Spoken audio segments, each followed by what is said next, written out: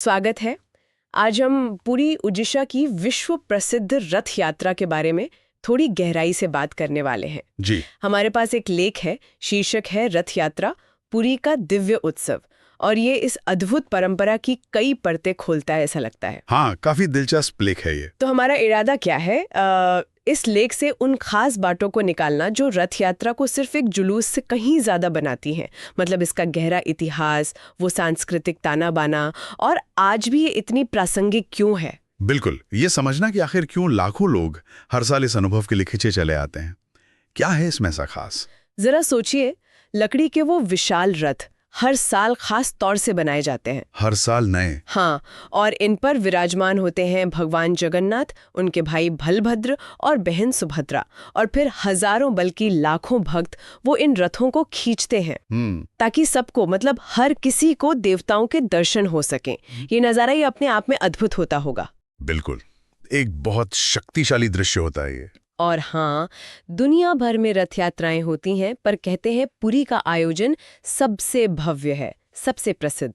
जी, वही मुख्य केंद्र माना जाता है। तो चलिए इस लेख के जरिए इस उत्सव की गहराई में उतरते हैं और देखते हैं कि इसमें क्या खास है। जरूर। तो सबसे पहले बिल्कुल बेसिक से शुरू करते हैं। रथ यात्रा, जैसा नाम से ही जाहिर है, एक रथ उत्सव है। हाँ। हर साल भगवान जगन्नाथ, बलभद्र और सुभद्रा के लिए लकड़ी के नए रथ बनाए जाते हैं। ये बात मुझे हमेशा थोड़ी हैरान करती है। हर साल बिल्कुल नए सिरे से, ये कैसे होता है? हाँ, ये एक बहुत महत्वपूर्ण पहलू है। देखिए, ये सिर्फ रथ नहीं है, ये श्रद्धा और कला का प्रतीक है, जिन्हें हर साल ताज़ा किया जाता है। अच्छा। लेख यही बताता है कि इसके पीछे एक गहरा आध्यात्मिक विचार है, नवीनीकरण और निरंतरता का। पुरानी लकड़ी का इस्तेमाल नहीं होता, सब कुछ नया। सब नया? जी। और इसका मुख्य उद्देश्य, जैसा आपने शुरू में कहा, वो है दर्शन। दर्शन? देवताओं का सार्वजनिक रूप से दर्शन। आम दिनों में शायद जो लोग मंदिर के गर्भगृह तक नहीं जा पाते या जाने की अनुमति नहीं होती, हाँ, कई बार ऐसा होता है, इस दिन भगवान स्वयं बाहर आते हैं, सबके बीच। तो एक तरह से ये देवीय पहुंच को, कह सकते हैं, लोकतांत्रिक बनाता है। ये बहुत दिलचस्प नजरिया है, दैवीय पहुंच का लोकतांत्रिकरण। अच्छा, और ये होता कब है? लेख में इसका जिक्र है? हाँ, लेख के अनुसार ये हर साल आषाढ़ महीने के शुक्ल पक्ष की द्वितीय तिथि को होता है, आमतौर पर जून या जुलाई में। जून या जुलाई? जी। पुरी में तो ये सबसे बड़ा उत्सव है ही, लेकिन लेख ये भी बताता है कि भारत के कई शहरों में, यहाँ तक कि नेपाल, श्रीलंका और दुनिया भर में जहाँ भी हिंदू समुदाय हैं, अच्छा, वहाँ भी इसी तरह की रथ यात्राएं निकाली जाती हैं। मतलब ये परंपरा पुरी से शुरू होकर एक तरह से विश्वव्यापी बन चुकी है। अरे वाह, ये तो बड़ी बात है। बिल्कुल। और हर देवता के रथ की अपनी पहचान है, अपनी खासियतें हैं। जैसे भगवान जगन्नाथ का रथ नंदी घोष। नंदी घोष? हाँ, ये लाल और पीले रंग के कपड़ों से ढका होता है और इसमें 16 पहिए होते हैं। 16 पहिए? जी। फिर भगवान बलभद्र का रथ ताल ध्वज, ये लाल और हरे रंग का होता है और इसमें 14 पहिए होते हैं। 14? और देवी सुभद्रा का रथ दर्प दलन या पद्मध्वज भी कहते हैं, ये लाल और काले रंग का होता है और इसमें 12 पहिए। 12? तो 16, 14, 12, कमाल है। और इनकी ऊंचाई? काफी ऊंचे होते होंगे ना ये? हाँ, काफी ऊंचे, करीब 40-45 फीट। और सोचिए, हर साल इन विशाल संरचनाओं को बनाना, वो भी बिना किसी आधुनिक इंजीनियरिंग ड्राइंग या ब्लूप्रिंट के। हाँ, ये कैसे करते हैं? ये पारंपरिक ज्ञान और कौशल के आधार पर होता है, जो पीढ़ी दर पीढ़ी चला रहे हैं। ये अपने आप में इंजीनियरिंग और भक्ति का एक अद्भुत मिश्रण है। सच में कमाल है।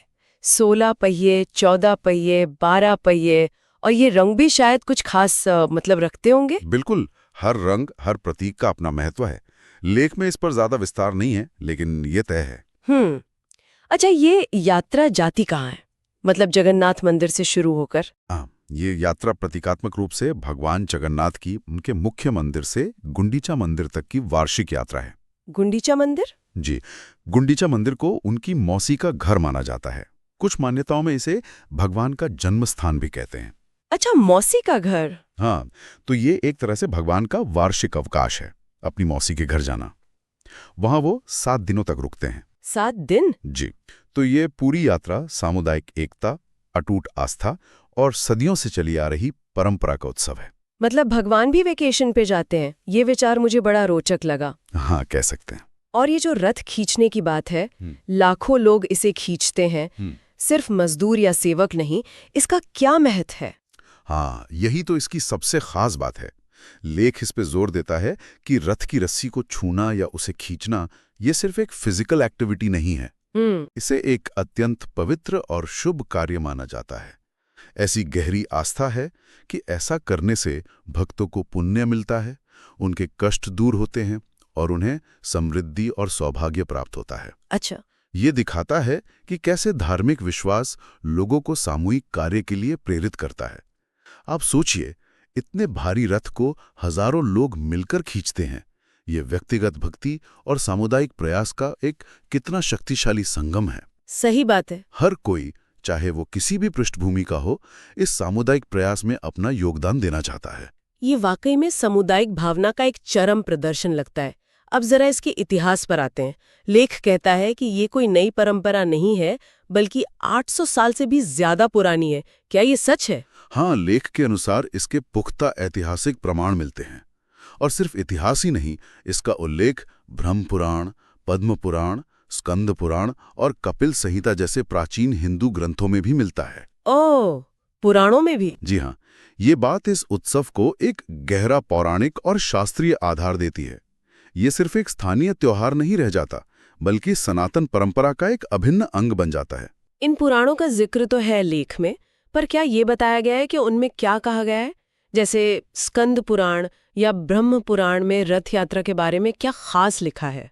लेख बहुत विस्तार में तो नहीं जाता इस पर, लेकिन वो इशारा करता है कि इन ग्रंथों में यात्रा के महत्व, उसके अनुष्ठानों और देवताओं की महिमा का वर्णन है। अच्छा।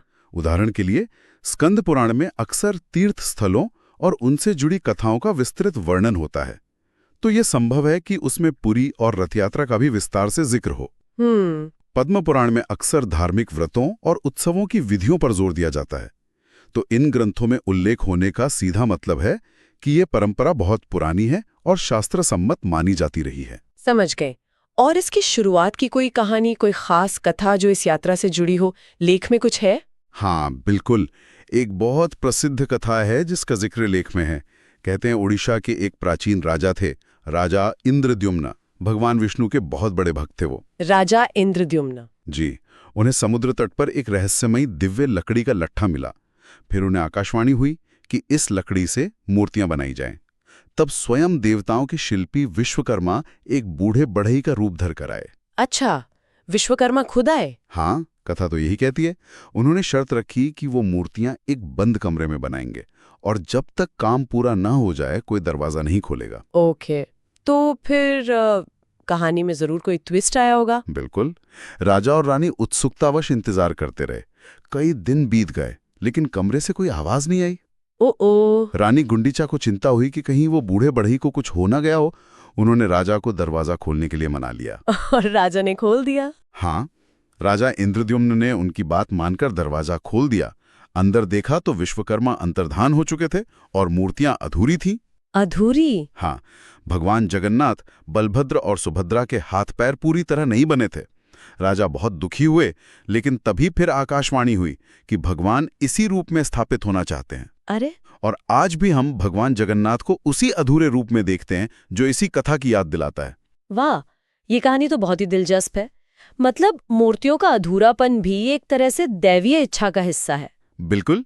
और रथ यात्रा का इस कहानी से क्या संबंध है? इसी कथा से जुड़ाव है कि राजा इंद्रद्युम्न और रानी गुंडीचा ने ही इस मंदिर और यात्रा की शुरुआत की थी। अच्छा। गुंडीचा मंदिर, जहां भगवान यात्रा करके जाते हैं, वो रानी गुंडीचा के नाम पर ही है और उसे उनकी भक्ति का प्रतीक माना जाता है। ओह, तो गुंडीचा रानी का नाम है? जी। तो रथ यात्रा एक तरह से उस पहली यात्रा की याद दिलाती है जब इन दिव्य मूर्तियों को पहली बार उनके स्थान पर ले जाया गया होगा। ये देवताओं की वार्षिक यात्रा है जगन्नाथ मंदिर से गुंडीचा मंदिर तक, जो प्रतीकात्मक रूप से देवताओं का अपनी मौसी यानी रानी गुंडीचा के घर जाकर एक सप्ताह रुकना दर्शाता है। ये पारिवारिक स्नेह और भक्ति के विषय को भी सामने लाता है।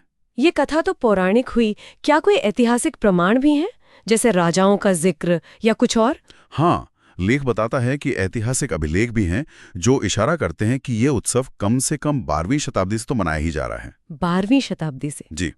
खासतौर पर गंगा वंश और फिर सूर्यवंशी गजपति राजाओं के शासनकाल में इसे बहुत बढ़ावा मिला। ओडिशा के राजाओं ने तो खुद को भगवान जगन्नाथ का सेवक मतलब राउत माना। सेवक? हाँ, और इस यात्रा को राजकीय संरक्षण दिया। एक राजा थे पुरुषोत्तम देव, 15वीं शताब्दी में। उनसे जुड़ी भी कई कथाएं हैं कि कैसे भगवान जगन्नाथ और बलभद्र ने युद्ध में उनकी सहायता की थी। अच्छा। इस तरह के शाही संरक्षण ने रथ यात्रा को और भी भव्य और महत्वपूर्ण बना दिया। तो आप देखिए, ये त्योहार पौराणिक कथाओं, शाही इतिहास और आम लोगों की गहरी भक्ति का एक अनूठा संगम बन गया है। पौराणिक कथाएं, ऐतिहासिक राजा, जन भक्ति, ये सब मिलकर इसे एक बहुत ही मल्टी लेयर्ड उत्सव बनाते हैं। अब जरा इसके सांस्कृतिक प्रभाव पर आते हैं। लेख कहता है कि इसमें कई महत्वपूर्ण अनुष्ठान, पारंपरिक संगीत, नृत्य वगैरह शामिल हैं। इस बारे में कुछ और जानकारी है लेख में? देखिए, रथ यात्रा सिर्फ रथ खींचना ही नहीं है। इसके पहले और बाद में कई रस्में होती हैं। जैसे एक होती है स्नान पूर्णिमा। स्नान पूर्णिमा? जी, जब देवताओं को स्नान कराया जाता है, जिसके बाद वो 15 दिन के लिए अनसर में चले जाते हैं, मतलब एकांतवास में। माना जाता है कि वो बीमार पड़ गए हैं। ओह। फिर नेत्रोत्सव होता है, जब वो ठीक होकर दर्शन देते हैं। और यात्रा वाले दिन एक बहुत खास रस्म होती है, छेरा पहरा। छेरा पहरा, ये क्या है? इसमें पुरी के जो गजपति महाराज हैं, वो सोने की झाड़ू सारथों के सामने सफाई करते हैं। सोने की झाड़ू से? हाँ, ये प्रतीक है कि भगवान के सामने राजा भी एक सेवक है। अच्छा। कोई बड़ा छोटा नहीं। ये समानता का एक बहुत शक्तिशाली संदेश है। ये तो वाकई बहुत अनोखी रस्म है। और संगीत और नृत्य का क्या, उसका भी जिक्र है? हाँ, यात्रा के दौरान पारंपरिक ओडिसी संगीत और कीर्तन मंडलियां भक्ति गीत गाती चलती हैं। घंटियों की आवाज, झांझ, मंजीरे और वो तुरही जैसे वाद्य यंत्र होते हैं ना, कहाली, उनकी ध्वनि गूंजती रहती है। ओडिसी नृत्य की झलकियां भी देखने को मिलती हैं। पूरा माहौल भक्ति, संगीत और रंगों से सराबोर होता है। लेख शायद बहुत विस्तार में ना गया हो इन सब पर, लेकिन ये तत्व यात्रा के अनुभव को और भी जीवंत बनाते हैं। ये सिर्फ एक धार्मिक जुलूस नहीं रहता, बल्कि एक चलता फिरता सांस्कृतिक महोत्सव बन जाता है। ये सुनकर ही एक अलग तरह का उत्साह महसूस हो रहा है। अच्छा, लेख में एक और बड़ी दिलचस्प बात का जिक्र था, अंग्रेजी का शब्द जगरनॉट। इसका क्या कनेक्शन है इससे? हाँ, ये बहुत मशहूर किस्सा है और लेख ने से सही पकड़ा है। अंग्रेजी भाषा का शब्द जगरनॉट। हाँ, सुना है ये शब्द। जिसका मतलब होता है कोई ऐसी जबरदस्त विशाल शक्ति जिसे रोका ना जा सके। वो असल में जगरनाथ शब्द से ही निकला है। सच में? जी हाँ। जब ब्रिटिश उपनिवेशक भारत आए और उन्होंने पुरी की ये रथ यात्रा देखी, तो इन विशाल रथों को और उन्हें खींचते हुए वो अपार जनसमूह, उनकी भक्ति, उनका उन्माद, उसे देखकर वो दंग रह गए। हाँ। उन्हें ये रथ एक ऐसी अंधी, ना रोकने वाली शक्ति की तरह लगे जिसे कोई रोक नहीं सकता। उनके जो यात्रा वृत्तांत थे, उनमें इसका जिक्र आया और धीरे धीरे ये शब्द अंग्रेजी भाषा में शामिल हो गया। कमाल है। और फिर किसी भी विशाल अनियंत्रित शक्ति या अभियान के लिए इस्तेमाल होने लगा। मतलब पुरी के रथों ने अंग्रेजी भाषा को एक शब्द दे दिया। एक शब्द। ये तो अद्भुत है। हाँ, बिल्कुल। ये दिखाता है कि इस यात्रा का प्रभाव कितना गहरा और दूर तक रहा है। ये सिर्फ भारत तक ही सीमित नहीं रहा। सही कहा। ये इस बात का भी सबूत है कि ये नज़ारा कितना प्रभावशाली रहा होगा उन बाहरी लोगों के लिए जिन्होंने इसे पहली बार देखा। बिल्कुल। वो शायद इसके पीछे की भक्ति और आध्यात्मिक महत्व को पूरी तरह ना समझ पाए हों, लेकिन इसकी विशालता, इसकी ऊर्जा और इसकी वो सामूहिक शक्ति, उसने उन पर एक अमिट छाप छोड़ी। तो अगर हम इन सब बातों को समेटें जो हमने लेख से समझी, तो रथ यात्रा सिर्फ एक धार्मिक त्योहार नहीं है। ये क्या है फिर? इसका निचोड़ क्या है? देखिए, लेख के आधार पर कहें तो ये आस्था, इतिहास, कला और समुदाय का एक असाधारण मिश्रण है। इसमें गहरा आध्यात्मिक अर्थ है, भगवान का भक्तों के करीब आना, सबके लिए सुलभ होना। हाँ। इसमें सदियों का इतिहास और वो पौराणिक कथाएं हैं जो आज भी जीवित हैं, सुनाई जाती हैं। इसमें अद्भुत कला और कारीगरी है। हर साल वो नए रथ बनाना, वो तो है ही। और सबसे बढ़कर इसमें वो सामुदायिक भावना है, लाखों लोगों का एक साथ मिलकर एक उद्देश्य के लिए जुटना। ये भारत की सांस्कृतिक विविधता और उसकी गहरी आध्यात्मिक जड़ों का एक जीता जागता चलता फिरता प्रमाण है। तो हमने देखा कि पुरी की रथ यात्रा वाकई एक गहरी पड़ताल के लायक विषय है। ये सिर्फ एक वार्षिक जुलूस नहीं है। इसमें इतिहास की परतें हैं, गहरी आस्था की कहानियां हैं, अद्भुत कलाकारी है, सामुदायिक शक्ति है और यहाँ तक कि वैश्विक भाषा पर पड़ा प्रभाव भी है। वो विशाल रथ, देवताओं की मौसी के घर की यात्रा, 800 साल से ज्यादा पुरानी जड़ें, राजा इंद्रद्युम्न और विश्वकर्मा की वो कहानी, राजाओं का संरक्षण और फिर जगरनॉट शब्द की उत्पत्ति, ये सब मिलकर इसे एक बहुआयामी और बेहद आकर्षक परंपरा बनाते हैं। बिल्कुल। और ये सोचना भी महत्वपूर्ण है कि कैसे ये सदियों पुरानी परंपरा आज के इस आधुनिक युग में भी लाखों लोगों के लिए इतनी जीवंत और सार्थक बनी हुई है। सही बात है। दुनिया बदल रही है, समाज बदल रहा है, लेकिन रथ यात्रा का आकर्षण कम नहीं हुआ है। ये सामुदायिक भावना और सामूहिक भक्ति की जो स्थायी शक्ति है, उसका एक सशक्त उदाहरण है। ये पीढ़ी दर पीढ़ी हस्तांतरित हो रहा है और आज भी उसी उत्साह और श्रद्धा से मनाया जाता है। ये दिखाता है कि कुछ परंपराएं समय के साथ कैसे विकसित होती हैं और अपनी प्रासंगिकता बनाए रखती है। हाँ, ये बात तो सोचने लायक है। और यहाँ एक विचार है जिस पर आगे सोचा जा सकता है। ये शायद लेख में सीधे तौर पे ना हो, लेकिन उसकी बातों से उभरता है। बताइए। कि आज के दौर में जब समाज अक्सर थोड़ा व्यक्तिवादी और कह सकते हैं खंडित महसूस होता है, तब इस तरह के जो बड़े पैमाने पर होने वाले सार्वजनिक धार्मिक आयोजन हैं, ये व्यक्ति और समुदाय के बीच के रिश्ते को कैसे दर्शाते हैं या शायद कैसे प्रभावित करते हैं?